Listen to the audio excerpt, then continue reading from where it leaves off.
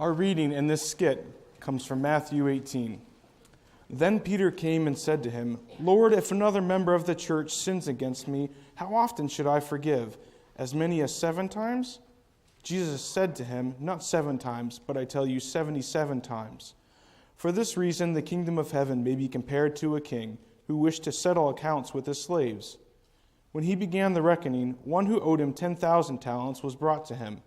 And as he could not pay, his lord ordered him to be sold, together with his wife and children and all his possessions, and payment to be made. So the slave fell on his knees before him, saying, Have patience with me, and I will pay you everything. And out of pity for him, the lord of that slave released him and forgave him the debt. But that same slave, as he went out, came upon one of his fellow slaves who owed him 100 denarii. And seizing him by the throat, he said, Pay what you owe. Then his fellow slave fell down and pleaded with him, Have patience with me, and I will pay you. But he refused. Then he went and threw him into prison until he would pay the debt. When his fellow slaves saw what had happened, they were greatly distressed. And they went and reported to their lord all that had taken place.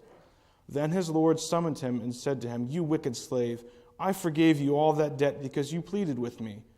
Should you not have had mercy on your fellow slave as I had mercy on you? And in anger, his lord handed him over to be tortured until he would pay his entire debt. So my heavenly Father will also do to every one of you if you do not forgive your brother or sister from your heart. So our skit tonight is the unmerciful servant. And it doesn't take a real genius to figure out that God is the king and that we are the unmerciful servant. God extends to us freedom, releases us from our debts of sin and other debts, but thankfully, sin. And we reach out to each other and we hold tight.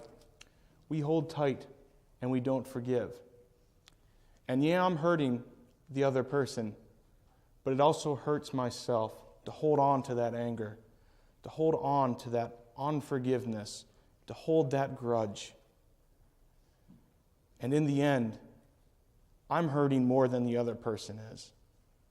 They might not even know that they're hurt, that I'm not forgiving them, but I know.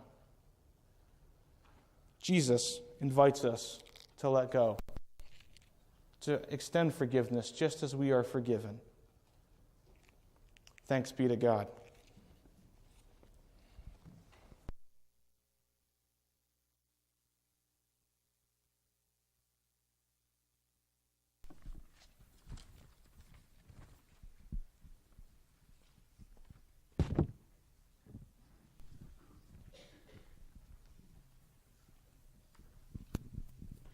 You, come here. Who? Me, O king? Don't you and I have some unfinished business to discuss? You mean about that 10,000 talents I owe you? No, I mean about my chances for getting on American Idol. Of course I mean about the 10,000 talents you owe me. Now pay up or it's curtains for you. We just put in mini blinds, but thanks anyway. Look, if you don't give me the money this instant, I'll be forced to sell you, your wife, and your children. You can't sell my wife and children. Why not? I tried that already. 14 people wanted their money back, but listen, I'm good for the money. I just need a little more time. Why is it that every time I ask you about this money, you've got some excuse? At least I'm consistent. So what is it this time? Bad investments. I guess the world just wasn't ready for designer loincloths. So you don't have money? Just give me a few more weeks. I promise I'll have it. Out of the question. I've waited long enough. Now there's only one thing left to do.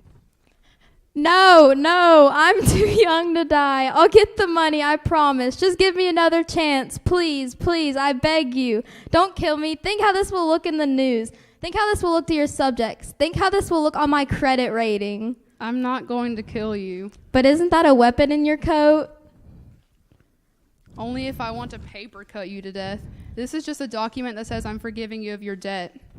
I knew that. Here. Your slate has been wiped clean. You mean I don't owe you anything? Not a thing. Not even interest? But how can I ever thank you? By passing along this kindness to someone else. This is too good to be. Hey, I've been looking for you. Sir, if it's about the money I owe you, I promise I'll... Quit your sniveling, you parasite. I've had it with you and your lame excuses. You know my good king just forgave me a huge debt and told me to pass along the kindness to someone else. But how can I do that when I've got to worry about flakes like you who owe me a measly 100 pence? Now pay up. But sir, I just don't have the money right now. Then how does jail sound to you? But I've got a wife and kids. Hey, I'm not heartless. I'll tell them when visiting hours are. Oh, and one more thing. Who's your friend? He's no friend, O king, just a man who doesn't pay his debts. But don't worry, he's going to jail. Then I can concentrate on passing along that kindness just like you said. Wait a minute. You're missing the point. I forgave you your debt. Why don't you forgive this man his? That's the kindness I was talking about. I knew that. And that's exactly why this man is coming to my home for dinner. Oh. But I thought you said you were taking me to jail. Hey, my wife's a little possessive, but I wouldn't exactly call it jail. So you really intended to send this man to prison for his debt? A slight misunderstanding, that's all. Well, maybe you're right. Maybe jail is the answer. Then again, a prison sentence might do him some good. Take the prisoner away. Yeah, take the prisoner away. Hey, wait a minute. Why are you taking me? You're being judged as you judged others. I am. Then I'm on a retrial. Sorry, the verdict's already been handed down by you. I can't even appeal. Too late. But there must be something I can do. You could remember the next time you judge someone to go a little easier on them. Yeah, after all, the sentence you hand out could very well up being your own.